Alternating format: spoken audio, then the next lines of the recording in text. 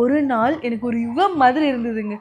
காலையிலேருந்து என் பொண்ணு பண்ற சேட்டை இருக்கே, எப்பா தாங்க முடியலங்க. ஒரு 5 நிமிஷம் ஒரு மனுஷன் நிம்மதியா உட்கார விட மாட்றான்.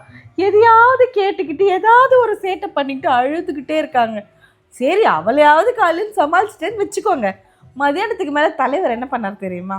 காமிக்கிறேன். தெரியுதா காலு?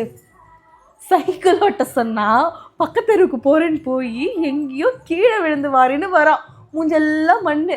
அந்த ஒரு நிமிஷம் என் ஹார்ட்டே நின்று போச்சுங்க. இந்த 2 குட்டீஸை வச்சுக்கிட்டு சத்தியமா சமாளிக்கிறது எவ்வளோ கஷ்டமா இருக்கு தெரியுமா? இதுக்கு நம்ம ஆஃபீஸுக்கு போய் வேலையே செஞ்சிடலாங்க.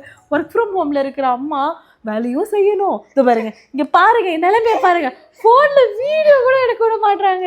ஒரு 5 நிமிஷம் ஆதகத்தை பேசி தீர்த்துக்கலான்னா அதை கேட்க கூட இங்கே யாரும் இல்லை. மாமிஸ் உங்கள் வீட்லேயே தான் நடக்குதா டபுள் ட்ரபிள்? மறக்காமல் கமெண்ட் பாக்ஸில் சொல்லுங்கள், நானும் தெரிஞ்சுக்கிறேன், மன ஆறுதல் அடைவேன்.